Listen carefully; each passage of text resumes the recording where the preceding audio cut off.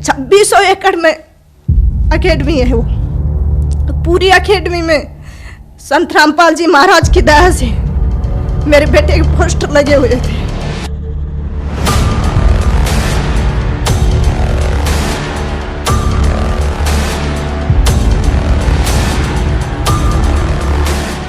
जहाँ भी देखें लेफ्टिनेंट केवल कृष्ण की आवाज।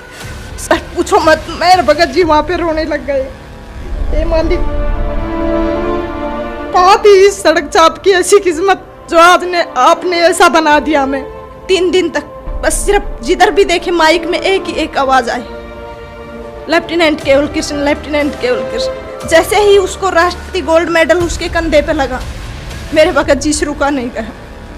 वो 2500 बंदों में इतनी जोर जोर से रोने लग गए कि मालिक हमने लोगों ने तो आत्महत्या करने की सोच ली थी, क्या किस्मत बना दिया आपने। नमस्कार बहन जी। सत साहेब जी। क्या नाम है बहन जी आपका? जी मेरा नाम रामकला है, दुगेड़ा गांव, तहसील भैरोड, डिस्ट्रिक्ट अलवर, राजस्थान। संत रामपाल जी महाराज की शरण में आने से पहले आप क्या भक्ति साधना करते थे? जी मैं तो दुर्गा माँ की पूजा करती थी। मेरे हस्बैंड मेहंदीपुर, सालासर, श्याम जी के और ये जो सावन में कावड़ वगैरह लेके आते हैं, ये सब लेके आते थे। सुबह 4 बजे उठते, बच्चों को उठाते और फिर वो मंदिर में शिव पे जल चढ़ा के आते थे। बहन जी, जैसा कि आपने बताया कि आप दुर्गा देवी की पूजा करते थे तथा आपके पति सालासर जाते थे तथा विभिन्न मंदिरों में जाते थे, तो इन सभी भक्ति साधनाओं को करते करते आपको क्या लाभ प्राप्त हुए? सर उससे मुझे कोई लाभ नहीं हुआ सिवा हानि के।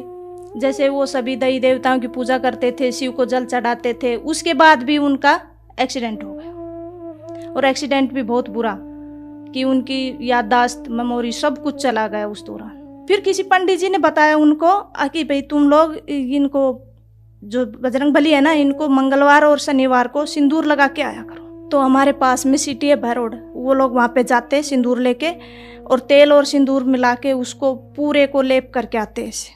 फिर भी उनको कोई लाभ नहीं हुआ, याददाश्त चली गई उनकी, बोलते नहीं थे। सिर्फ इतना बोलते थे कि मैं और मेरे दोनों बच्चे उसकी भाषा को समझ सकते थे, बाकी कोई नहीं। अनजान लोग तो उनको शराबी बोलते थे, हालांकि उसने कभी नशा नहीं किया। तो सर उनके एक्सीडेंट के बाद हमारे कमाने वाला कोई था नहीं और कंडीशन बहुत ख़राब हो गई थी। 1.5 साल तक हम लोग जयपुर SMS के चक्कर काटते रहे। डॉक्टरों ने कहा कि भाई इनकी याददाश्त आप भी सकती है, नहीं भी आएगी।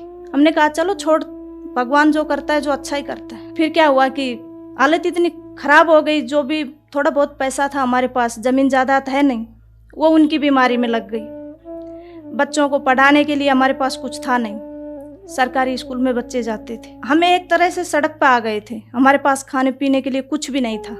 जैसे तैसे करके हम लोग अपना काम चलाते थे। बहुत बुरी कंडीशन हो गई थी, किसी से उधार मांगते कोई देता भी नहीं था। सब लोग बोलते थे कहाँ से देगा, ये तो पागल हो गया, मेंटल हो गया। और हकीकत में मेंटल हो गया था वो, क्योंकि याददाश्त चली गई थी उनकी।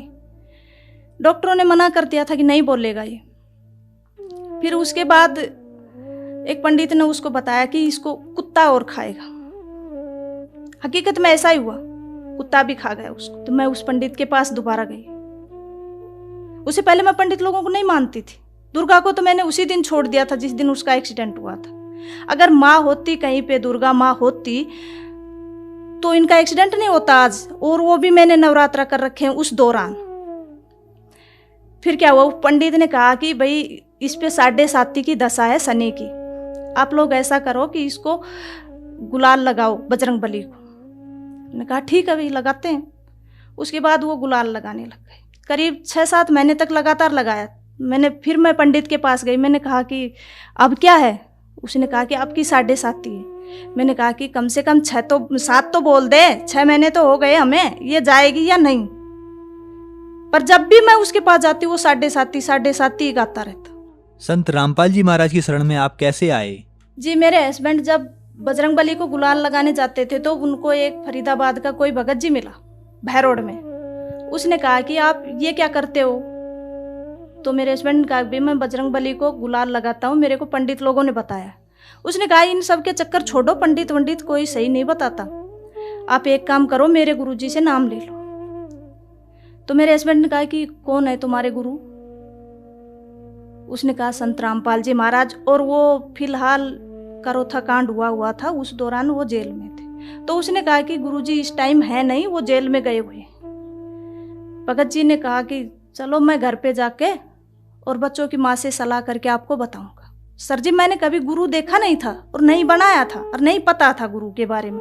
हाँ, देवी देवताओं के बारे में तो पता था, पर मेरे दिमाग में हमेशा एक बात रहती थी कि ये भगवान 3 क्यों है, एक होना चाहिए। तो भगत जी हमने उसके पास फ़ोन किया, वो हमारे घर पे आए, उससे हमने पूछा तो उसने कहा कि भाई ये सुख देते हैं गुरुजी, वो सुख देते हैं।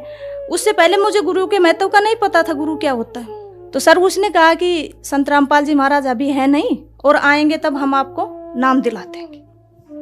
तो जैसे ही संत रामपाल जी महाराज आए, वो भगत जी हम लोगों को वहाँ पे लेके गया। उसके बाद जैसे ही हमने नाम लिया तो हम हर 15 दिन में सत्संग में जाने लगे। तो धीरे धीरे धीरे धीरे मालिक की, परमात्मा संत रामपाल जी महाराज की दया होने लगी हम लोगों पे। बहन जी, जैसा कि आपने बताया आप देवी दुर्गा की पूजा करते थे, आपके पति सालासर जाते थे, आप विभिन्न मंदिरों में जाते थे, जिससे आपको कोई लाभ नहीं मिला। आपकी आर्थिक स्थिति बिगड़ गई तथा आप सड़क पर आ गए। तो संत रामपाल जी महाराज की शरण में आप कैसे आए? जी, जैसे ही सर हम संत रामपाल जी महाराज की शरण में गए, उसी दिन से हम लोगों को लाभ होने शुरू हो गए। मेरे हस्बैंड का एक्सीडेंट हुआ तो हमारी जिंदगी तो नरक हो ही गई थी, पर उसके बाद जैसे ही उन्होंने संत रामपाल जी महाराज से नाम दीक्षा ली, धीरे धीरे धीरे धीरे उनकी स्थिति सुधरती आ गई। आज उनकी आवाज़ भी बिल्कुल ठीक है। संत रामपाल जी महाराज की दया से उनको कोई नहीं कह सकता कि इनका कभी एक्सीडेंट भी हुआ था, और वो ज़्यादातर भगवान के सेवा में ही रहते हैं। बच्चों को स्कॉलरशिप मिल गया, वहाँ पे बच्चों की पढ़ाई फ्री हो गई। उसके बाद बच्चों ने +2 की, +2 के बाद लड़की को स्कॉलरशिप मिल गया, उसने इंजीनियरिंग की। बेटे को अब पैसे तो हमारे पास थे नहीं, पैसे कहाँ से दे, तो हमने बैंक से लोन उठाया। मालिक की दया, संत रामपाल जी महाराज की दया से हमारा लोन तुरंत क्लियर हो गया। जैसे ही मेरे बच्चे ने, लड़के ने मेरे ने 2 साल तक बीटेक की, उसके बाद उसने NDA का फॉर्म भर दिया, उसने एग्ज़ाम दिया। एग्ज़ाम देने के बाद में संत रामपाल जी महाराज परमात्मा की इतनी दया हुई कि उसका सिलेक्शन हो गया। बाकी ऐसी किस्मत कहाँ है कि एक गरीब का बच्चा जो सड़क छाप था वो उसका NDA में सेलेक्ट हो जाए, पर वो भी संत रामपाल जी महाराज की दया थी। अच्छा, उसके बाद उसका इंटरव्यू हुआ बेंगलोर, 14 दिन चला। इंटरव्यू में वो 13 दिन क्लियर कर दिए, 14 दिन वो रह गया हल्का सा मेडिकल में। उसने वहाँ से फ़ोन किया कि माँ मैं इंटरव्यू में रह गया। मैंने कहा बेटे घर पे आ जाओ। घर आ गया। मैंने कहा कि तुम वहाँ पे जाओ, अपने परमात्मा के पास, संत रामपाल जी महाराज के पास जाओ। वो वहाँ पे गए तो मालिक ने कहा बेटा चिंता मत कर। तो उनका वो दिल्ली में मेडिकल क्लियर हो गया। फिर उसने कहा माँ अब क्या करूँ। मैंने कहा बेटा फिर जाओ परमात्मा संत रामपाल जी महाराज के पास। बच्चे ने कहा कि गुरुजी मेरा ज्वाइनिंग लेटर, क्योंकि मैं सबसे पीछे रह गया, बाकी सब बच्चे चले गए। गुरुजी ने कहा बेटा तू घर जा। वो आया वहाँ से, आते ही तीसरे दिन मालिक की दया से उसका को लेटर आ गया। भगत जी 2016 में 4 साल की उसकी ट्रेनिंग चली। उसके बाद उसने 2016 में NDA क्लियर किया और राष्ट्रपति गोल्ड मेडल। 2500 बंदों में सिर्फ एक भगत जी, मेरे भगत जी और मैं वहाँ पे गए केरला, एजीमाला। वहाँ पे जाने के बाद जैसे ही हमने देखे 2600 एकड़ में अकेडमी है, वो पूरी अकेडमी में संत रामपाल जी महाराज की दया से मेरे बेटे के पोस्टर लगे हुए थे। जहाँ भी देखे लेफ्टिनेंट केवल कृष्ण, लेफ्टिनेंट केवल कृष्ण की आवाज। सर पूछो मत, मेरे भगत जी वहाँ पे रोने लग गए। हे मालिक, कहाँ थी इस सड़क चाप की ऐसी किस्मत जो आज ने आपने ऐसा बना दिया हमें। 3 दिन तक बस सिर्फ जिधर भी देखे माइक में एक ही एक आवाज आई, लेफ्टिनेंट केवल कृष्ण, लेफ्टिनेंट केवल कृष्ण। मैं और मेरे हस्बैंड बस सिर्फ और सिर्फ संत रामपाल जी महाराज को 3 दिन तक याद करके रोते रहे। जैसे ही उसको राष्ट्रपति गोल्ड मेडल उसके कंधे पे लगा, मेरे भगत जी से रुका नहीं गया। वो 2500 बंदों में इतनी जोर जोर से रोने लग गए कि मालिक हमने लोगों ने तो आत्महत्या करने की सोच ली थी, क्या किस्मत बना दिया आपने।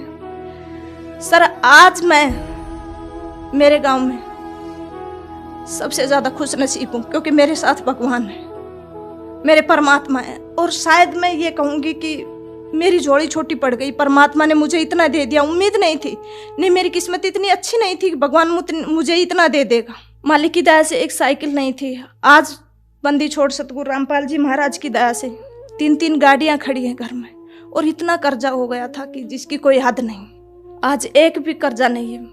माली ने सब कुछ क्लियर कर दिया, और हमें ये नहीं पता किस तरह और कैसे कर दिया और कब कर दिया। सर, आज हम संत रामपाल जी महाराज की दया से बहुत सुखी हैं। घर में कोई कलह नहीं है। मालिक की दया सिर्फ और सिर्फ भक्ति है।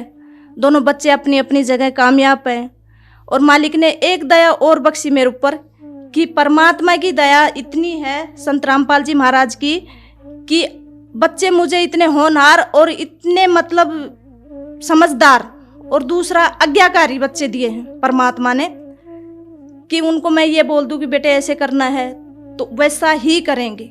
और मालिक का हाथ, संत रामपाल जी महाराज का हाथ उनके सर के ऊपर है।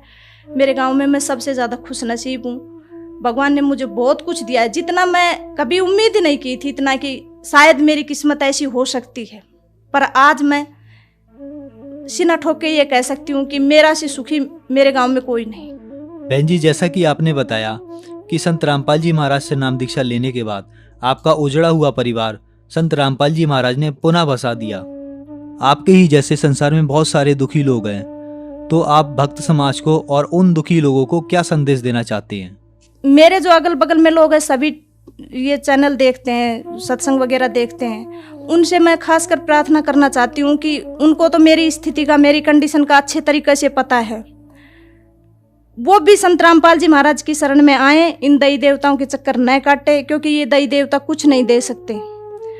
मैं तो चाहती हूँ कि वो संत रामपाल जी महाराज से नाम दीक्षा लेके मेरी तरह वो भी अपना उजाड़ा हुआ परिवार बसाएं और अपना मोक्ष करवाएं।